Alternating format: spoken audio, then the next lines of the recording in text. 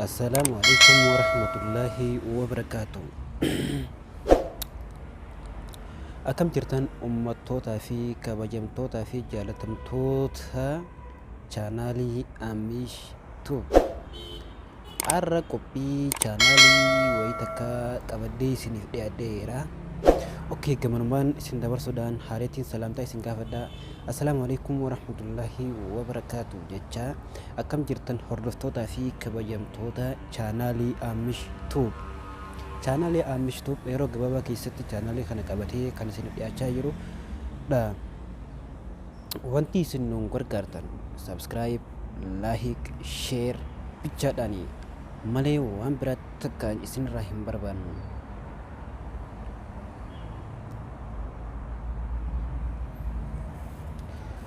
Okay, waa'een dhimma keenya kanarra irraa haasa'uudhaaf deemnu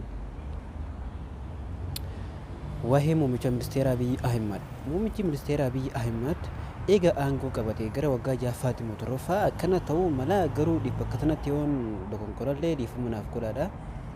Yaadadhu wallahi gaafa inni qabatee bara 2017 akka Awurooppaatti natti fakkaata. Garuu yaadadhu wallahi dhiifamunaaf godhan isin hin jaa bakka kanatti. Okay, akkasiiti inni ammaaf gara waggaa 7-8ffaadhaaf deemaa jiransa. Kanaaf inni eega biyyattii kana qabatee kaasee hanga ammaatti jijjiiramni inni fide tokkolleen hin jiru. Kufaatii diinagdee biyyarra fiduu malee wallahi obboleeyyan kiyya yoo dhugaa naa himii barbaaddan Abiy Ahimad eega biyyattii tannaan hogganaa jee itti gaafatamummaa fi amanamtummaan fudhatee ittiin ol ba'e. Kunoo wallahi kufaatiin diinagdeedha hedduu baay'ee takka jechuudha. Baay'ee takka itti fufaa jirti. Ammallee fuulduraaf yoo inni aangoo kanarraa gabbuu ta'e malee wallahi biyyi tun jijjiiramuu dhiisi. Jijjiiramaaf waan dhiyaatu miti waan maltu natti hin fakkaattu jechuudha. Abiy Ahimad nama siyaasaa keessa guddateedha. Akkasuma nama adda dhiifama bakka tana nama hoggansa raayyaa ittisa biyyaa keessa turedha. Akkasi nama waa'ee siyaasaa fi waa'ee ummatummaa fi Itoophiyummaa kana qabatamaan beekuu nama beekuudha. Garuu ta'ee inni nama siyaasaadha. Beekumsallee qabu haa ta'u beekumsaas ni qaba hin qabu hin jenne. Namni isa falmiis hin jiru, namni isa dubbatees hin jiru. Garuu wanni tokkichaan irraa barbaannu biyya tana tasgabbeessuu maaliif dadhabeedha. Dhumaatii uummata Oromoo wajjin wal qabatee keessattuu Wallagga wajjin wal qabatee dhumaatii uummata Oromoo kan ammaan tana iddoo garagaraatti deemaa jiru kana maaliif caljee laalaadha. Gaafiin teenya guddoon dura tana bas. Gaafiin teenya tan duraa cimsinee akkaan Abiy Ahimad isa gaafan namni waan tana dhageessan adaraa Abiy Ahimad biraan akkanaaf geessan adaraan isin gaafadha adaraa jechuudha. Abiy Ahimad waada Oromoof seenee ture akka cabsees yaadatameetu kun amma kan jiru. Keessattuu noobeelii badhaasa addunyaa kan fudhatan badhaasni kan nameef san dubbatanitti warroonni alaalleen Abiy Ahimad badhaasni kan nameef san dogongoraan akka kan nameef himamee ture irraa deeffannaa jaanii yaadanii turan. Wallahi dogongora guddaadha. Abiy Ahimad yeroo duraatiif Jawaar hunda sobee ture. Jawaar dhiisi addunyaa guutuu sobee ture sobee akka malee. Mee isin yaada kanarratti maal jettan? Maal dubbattanii maal haasoftan? Maal yaaddan mee?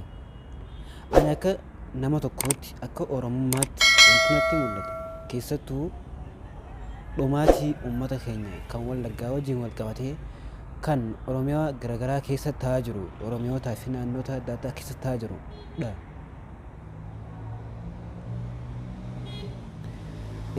Jidduu kana dhiyeenya kana yuunivarsiitiileen naannolee garagaraa fi akka Dirree Dawaa, Amboo naannoleen yuunivarsiitii akkana kanaadha kun hiriira maal ba'anii turaniisa.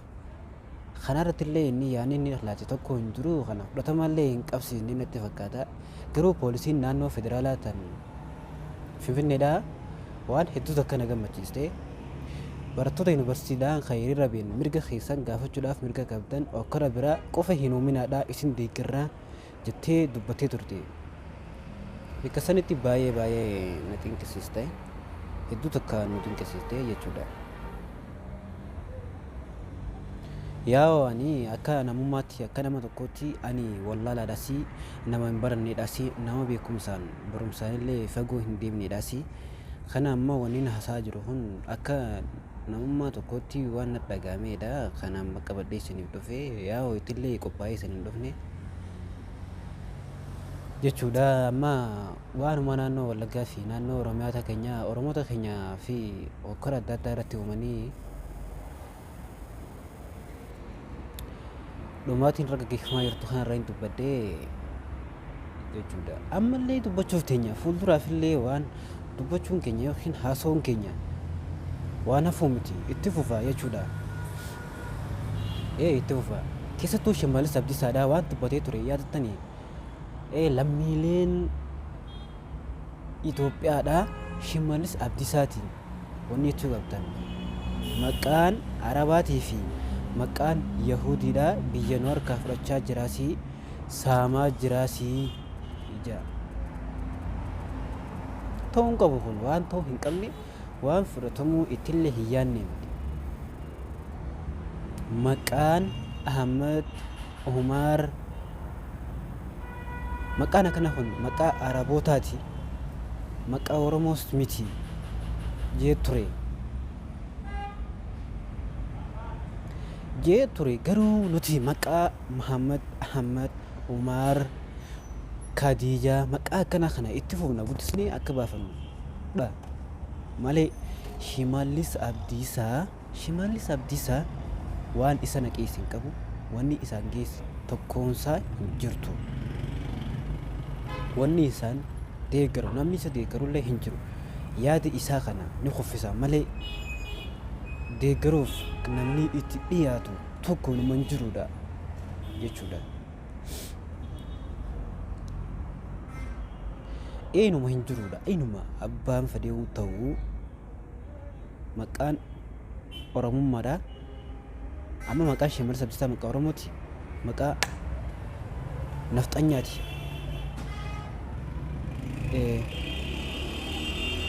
Nafxanyummaa ta'uu isaa ifitti harkeeti.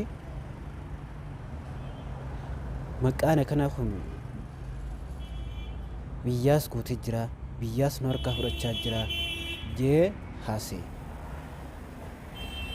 Gana ammallee yaa Shimallis shimee siif ta'a ganaadha siif taati ati amma waan gootu takka hin qabdu. Inuma maqaan akkanaa kun hin xiqqaatu itti fufaa deema malee xiqqaachuuf illee hin dhiyaatu si hin maluusi jechuudha.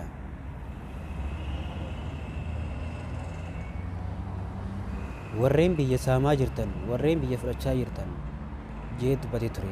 Biyya ni fudhannaa nuti uummanni Oromoo fudhachuun keenya waan guddaadha. Waan dhoksaan fudhatamu miti waan ifaa fi bilisaan abdiidhaan akkana fudhannudha malee waan ittiin dhoksifamee akkanatti fudhatamu miti.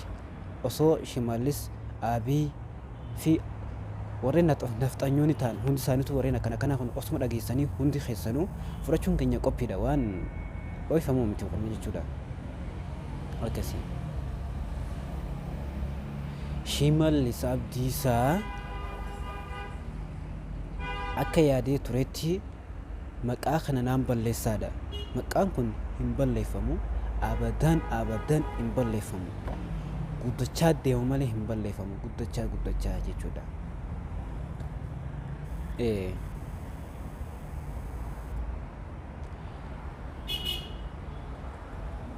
Saniifuu akkanaan isin hin jaatii obboleewwan keenyaa wallaahi hadara namni ergaa kana yookiin dhaamsa kana dhageessan aangoota siyaasaa Oromoota wajjin nuti marii bal'oo akka ajaa'ibaa ni qabnaasi ganaas ni mari'annaasi maqaan keenyallee ni babal'ata ani akka nam takkaatti maqaan kiyya Ahmad maqaa amma Shimallis Juuqisaa tokko ana jechuudha garuu wanni nu godhuu danda'u tokko hin jiru tokko isaa hin jiru waan takkaas ni godhaas jeetis yaadu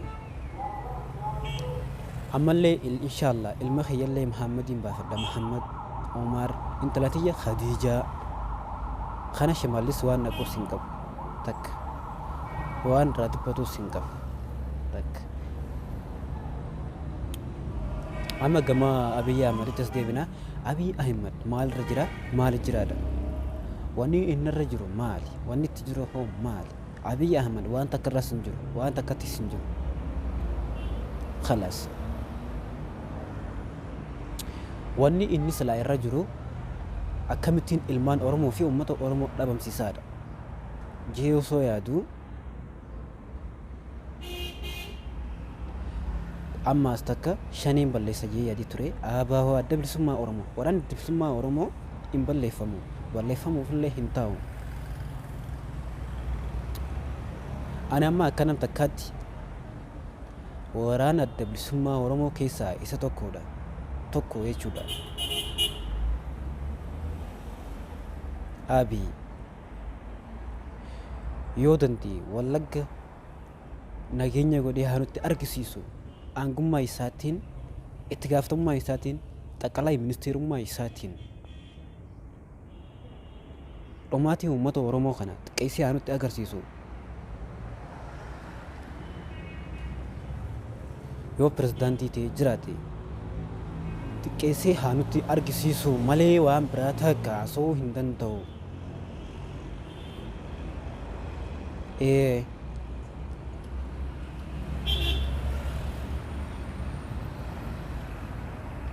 nu gaafiin Abiyyiif qabnu inni gaafiin duraa dhumaatii uummata Oromoodhaa kana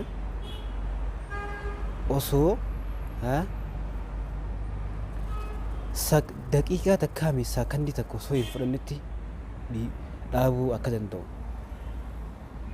inni xaqalaa ministeera muummicha ministeeraati tahee uummata Oromoo irratti hokkora uumuun dhumaatiilee garagaraa irratti banuun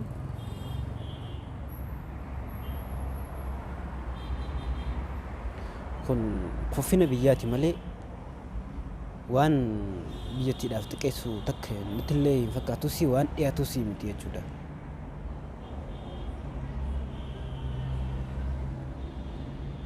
guddinni isaadha biyyi takka kan guddattu yoo maal taateedha yoo biyyattiin takka guddatte yookaan dimokiraatummaan keessa jira yookiin dimokiraasiin jiraatti kan jaamu yoo biyyi walii galteedha yoo nageenyi biyyattiidha nageenyi uumamaa nageenyi qaamolee garagaraa nageenyi qaamolee siyaasaa eegame nageenyi biyyattii qaamolee siyaasaa garagaraan eegame yoo humna nageenya poolisii Oromiyaatiin eegame yoo qaamolee federaalaatiin eegame biyyi takka tasgabbooytee nagaa taatee kan jaamu saniini malee waan biraatiin miti jechuudha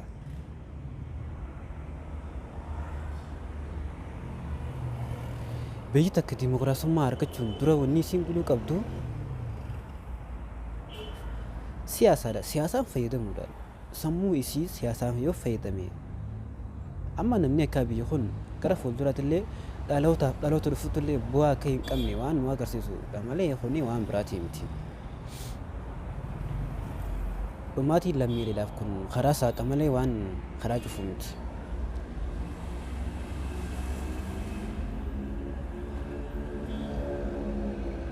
Abiy Ahmed hokkora gidiramaa akkanaa kana yoo dhaabuu dadhabee jaalatus jibbus mataan isaatu du'aadha bas nama jiruun du'e osoo jiruu nama du'e khiyaamu san keessaa tokko isaa jechuudha inni maalimii faayidummaan isaa bu'aan isaa faayidaan isaa maali waan bira takka isaa isin gaafannu isatti illee hin dhiyeessinu bas bu'aan isaa maalidha yoo nageenya biyyattii hin tasgabbeessine akka nama barateetti yoo hin yaanne maali inni waan tokko waan inni irra jiru sii miti waan inni fakkaatu sii miti wallaahi obboleewwan keenya lammiilee teenya tan iddoowwan garagaraa dhumaa jiru kana callisee itti ilaaluun isaatu diinummaa Oromoof qabu keessaa tokko ta'uu isaa nutti argisiisa malee kun bu'aa takkallee kan qabu sii miti kan fiduu sii miti jechuudha akkasi.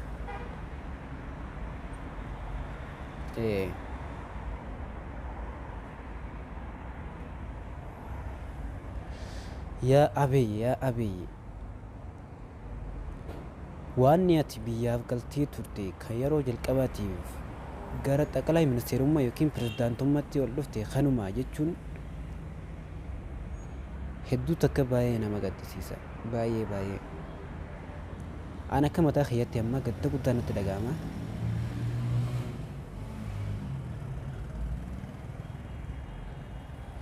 akkasiitii hordoftootaa fi kabajamtoota jaalatamtoota chaanaalii keenya ergaa kana Abiy Ahmed biraan akkanaaf geessan adaraa Abiy Ahmed fi Shimallis Abdiisaa biraan akka geessan warri agartan subscribe share like kommentiidhaan yaada keessan laachuu dandeessan akkan